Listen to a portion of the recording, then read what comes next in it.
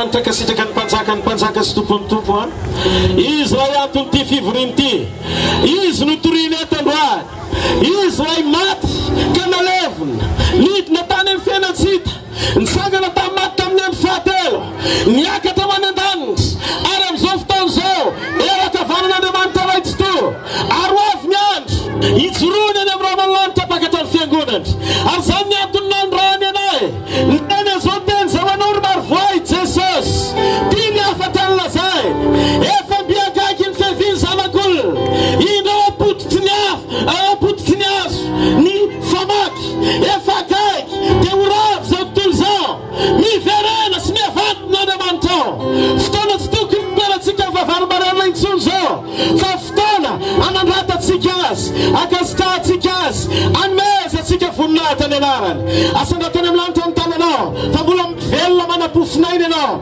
afaky nidera sy anome voninahitra azy meo azy ny fitsavana meo azy ny fakasitrahana meo azy ny fakalazana mendrika ambony indrindra amampanjaka mpanjaka sy tompo azy teneno sikafo ny vavanao sotra raha androany arivo makasitraka sy mame voninahitra anao zay ny amin'ny fahatanterahany ty fivoriany ty raha misy mamboninahitra tokaneto tsy olombelona nizanizy fa ny anaranao rery mandrakizay misy andraty eto nivonay androany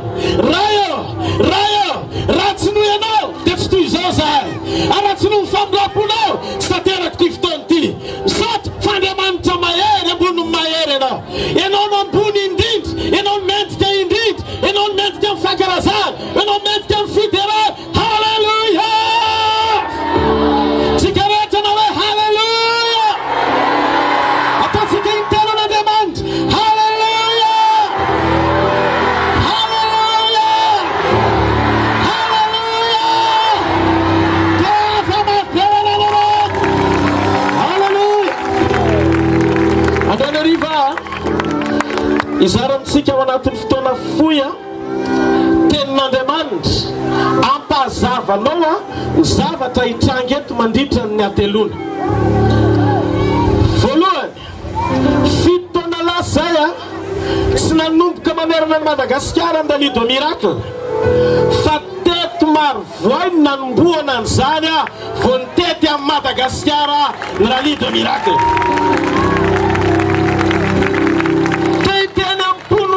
Marivoay zahay teto ny nanomboka nandran'Andriamanitra anay voalohany anatanteraka ny asa fitoriana fito taona lasa zay tao amin'ny tranombokin'olona ny Marivoay ary miamboninahitra manokana amin'izany Andriamanitra ny amin'ny fahasoavany ny fitahiny ny fitondrany halleluja zay mandrakitya ny androany dia taoriny zay namaly anay ara-pamantarana sy fahagagana foana Andriamanitra andao tsy kitetanina mafeoany Jesosy le tompony famantarana tompony fahagagana tamonja lay tokana tanova fiainan'olona orakoraka mafesy halleluja teny ambony Marivoay zay sy ty tanany ty fa mifamatotra amin'ny tantarany ny asa fanompona sy niraka ny tanànany Marivoay andao tsy kitetana mafeoana Andriamanitra halleluja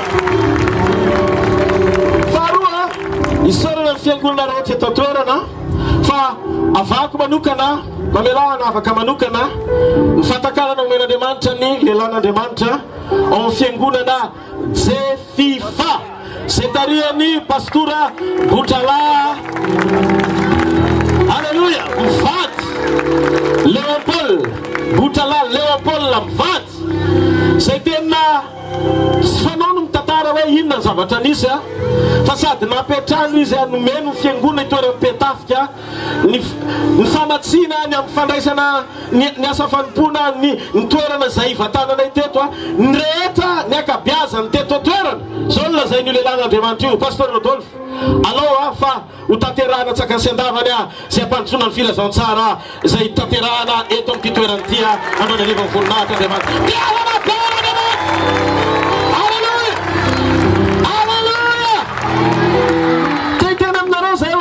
nareo ary ao ampona mandrakarivo ty tanany ty satria fantatray fa androany ariva zao anao zavatra spesialy letondray Andriamanitra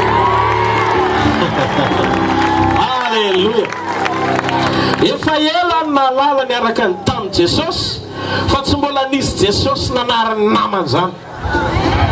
Ary teteny amintsika amin'ity zavatra anankiray ity. Andriamanitra reriny rehefa miasa tsy misy mahasaka an'izany.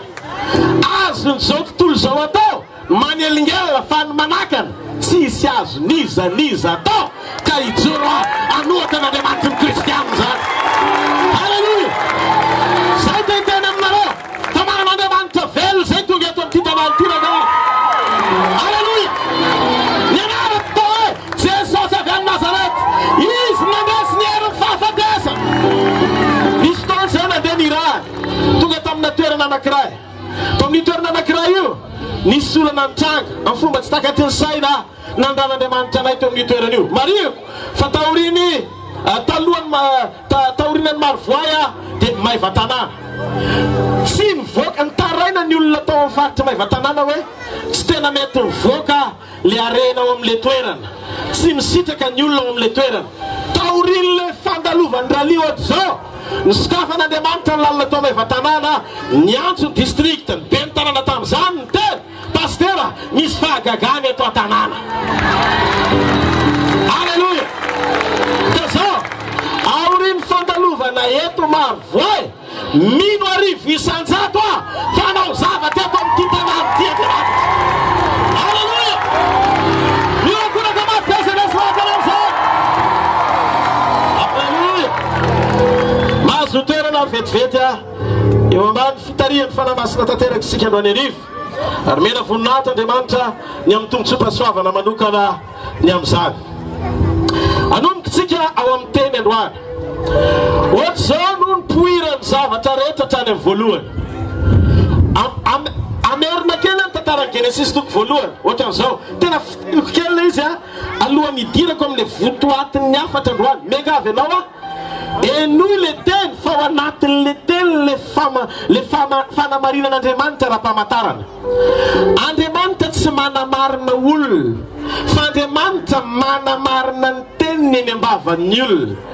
Marka toko 5:17 zao lazain'i Jesosy. Ary ny apôstôly nandeha teny tontolo eny nitory sy nanamara ny teny tamin'ny fahasahina. Ary ny tompo Jesosy dia nanamarina ny teny tamin'ny famantarana zay nomba ny apôstôly. Nomba ny tenin'Andriamanitra tamin'ny famantarana nomba. Ary ny apôstôly dia nitory ny teny tontolo eny ary ny tompo nanamarina ny teny tamin'ny famantarana zay nomba azy. Zany hoe ny famantarana dia momba ny tenin'Andriamanitra. Rehefa voarainao le teny androany dia voarainao le fahagagana androany. Misy zavatra afaky nitranga tsy tanimaso amin'ny fiainanao. Izy kasika Andriamanitra tsy takatry ny saina alovany tantaranao androany arivo. Ary ny zavatra azy koa ho hitantsika eto fa androany arivo marenina ho ampandrenesina, ny mona ho ampitenenina, ny jamba ho ampahiratina, ny malemo ho ampandehanina, ny maty tanana, ny maty tongotra ary ny maty ho velomin'Andriamanitra. Halleluja!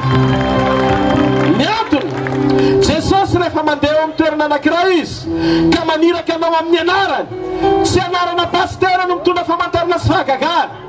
Tsisy olombelona manana anarana miavaka eto ambonin'ny tany fa misy anarana anankiray zay eken'ny ray. Ary noho io anarana io dia mamaly eo amin'io anarana io avokoa zay rehetra ilainao na inona na inona. Zay anarana zay dia ny anaran'i Jesosy Kristy avy any Nazareta. Tikanao ity an-tanana mafy azy.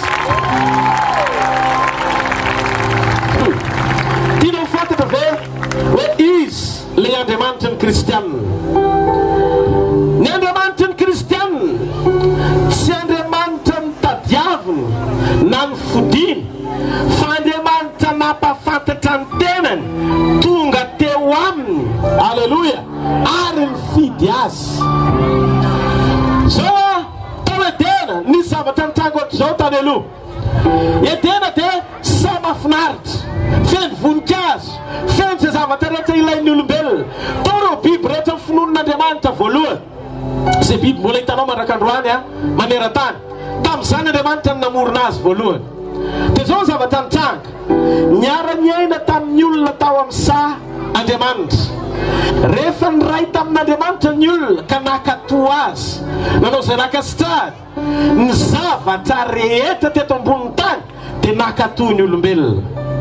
Tamin'izany ny olombelona dia nyray tamin'Andriamanitra, nyray fiainana tamin'Andriamanitra, nanana ny fahatsolontsain'Andriamanitra izy, nitantanana ny tany voalohany tao amin'ilay sanametran'Andriamanitra azy atao hoe Edena. Rehefa miantso ny olombelona biby dia fantatry ny biby hoe miresaka amin'ny olona, ary ny biby koa namaly ny olona. Fantatrareo ve fa zany natonga ny Eva voafitaka. Rehefa teo amin'Isay Eva, ilay nandeha rery izy fa tsy teo Adamo, dia tonga teo amin'ilay hazo fahalalana tsara sy ny ratsy ny devoly ny possédé, zay le hoe naka endrika tao amin'ny menarana izy nanokatra ny vava menarana. Dia tsy le menarana ny teny fa le devoly no ny teny tao amin'ilay menarana, naka fanahany Eva. Tena milaza marina aminareo fa raha ohatra ny biby tsy ny teny tao amin'sa fa voasamba ny teny io menarana io, tonga dia niorakoraka Eva ny teny hoe vonjeo ny Adama fa misy zavatra mitranga ato, ohatry ny teny le menarana ato. Fa zao tsy tahitra mihitsy Eva niresaka tamin'ilay menarana. Ny dikan'izay ny biby tao amin'sa ny fampiresaka tamin'ny olona. Ilani sadiana